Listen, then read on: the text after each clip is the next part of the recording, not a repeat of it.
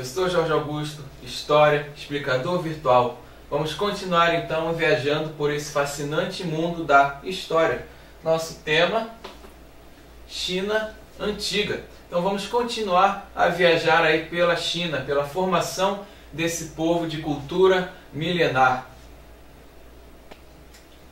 Como era então a sociedade na China imperial, lá no seu início de formação? A família imperial estava no topo da sociedade, detendo aqui todo o poder político. Eram eles então ostentando a riqueza, ostentando o poder. Abaixo nós tínhamos os grandes proprietários de terras, os mandarins, que eram os funcionários públicos que sabiam ler, sabiam escrever, e os grandes comerciantes e empresários manufatureiros. Então, nessa segunda escala social, nós temos aqueles que detêm o poder econômico. Abaixo, nós teremos os funcionários do governo, os pequenos comerciantes, os pequenos proprietários e os artesãos. Também detinham poder aquisitivo, mas nem tanto quanto a segunda escala social. Abaixo, os camponeses e os trabalhadores contratados, a galera que sustentava todo esse pessoal aqui de cima, era o que fazia também ter meios para a agricultura e também ter meios para o comércio da China prosperar. E abaixo aqui um pequeno número de escravos. A quantidade de escravos na China não era tanta quanto no Egito, tanto na Mesopotâmia, na questão da África. Então, os chineses aqui, em pequena escala de escravos, estavam fazendo parte dessa sociedade. Agora nós vamos ver a questão da religião na China, essa sociedade milenar que também na questão religiosa ela tem uma grande importância na formação desse povo, já que é uma sociedade muito diferente da sociedade ocidental e a religião vai influenciar também muito na formação desse povo. Então, os chineses, eles adoravam as forças da natureza e os deuses celestiais.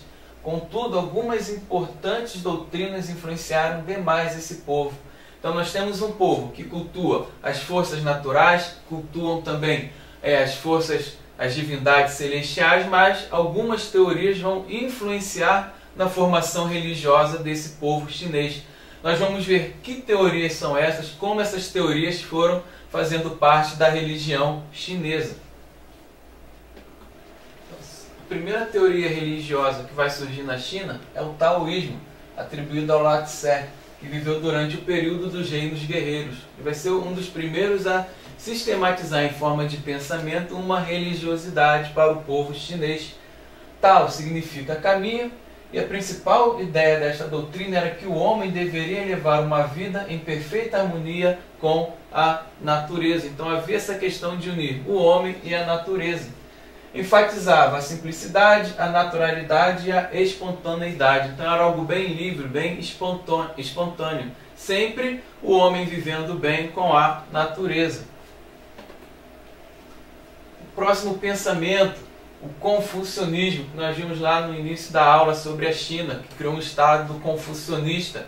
Quais foram as ideias de Confúcio que vão influenciar nessa religião chinesa? Confúcio foi um importante filósofo chinês, pregava rígidos valores morais baseados em quê? Então a ideia era bem rígida e aonde vai se basear esses pensamentos? Daqui nós vamos começar a entender como funcionava esse estado confucionista e por que durante esse estado, com essa configuração, a China ela vai começar a prosperar. A rigidez se baseava no culto aos ancestrais, ou seja, aqueles que passaram pela terra antes da gente têm alguma importância na nossa formação. Obediência aos pais, era bem rígido na questão da obediência. Respeito às antigas tradições. Por mais que a sociedade fosse se transformando, a China, os chineses, eles deveriam manter as tradições antigas.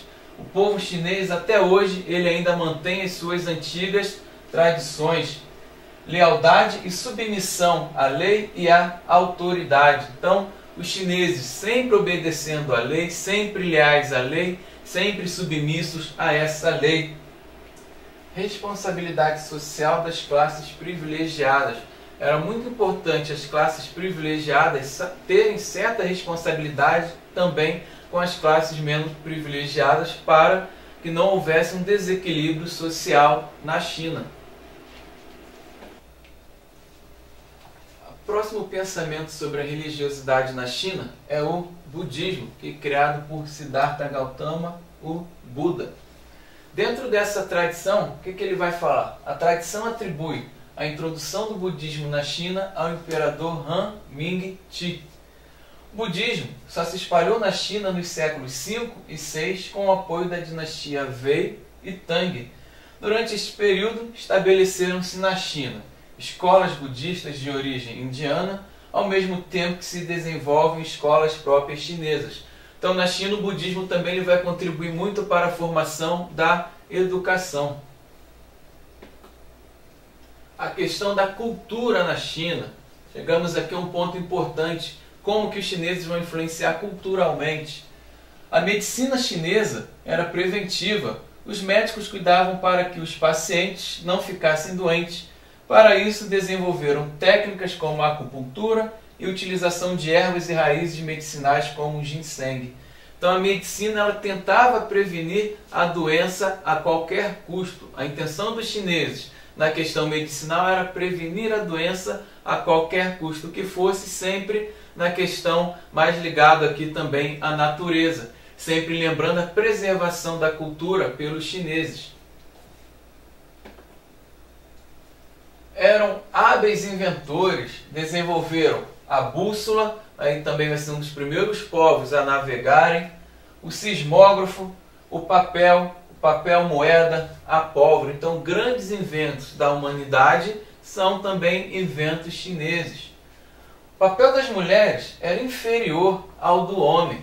Deviam obediência aos homens, pai, irmão, marido. Submetiam-se aos pés de lótus, na qual enfaixavam os pés para que ficassem bem pequenos. Então eles enfaixavam os pés para que os pés ficassem pequenos, e essa questão do pé pequeno mostrava a total submissão das mulheres chinesas ao homem. A sociedade chinesa então era uma sociedade patriarcal. A figura maior era a figura do homem. E na questão da administração, aqui nós vamos pegar um pouco dessa questão cultural dentro da administração chinesa. Porque o símbolo da China ele é um dragão. O imperador era conhecido como filho do céu. Novamente aqui pegando a questão das divindades aos astros celestes. Era o grande sacerdote e mediador das relações entre homens e os deuses. Então o imperador ele fazia essa intermediação da terra com o céu. Ele intermediava a relação entre os homens e os deuses.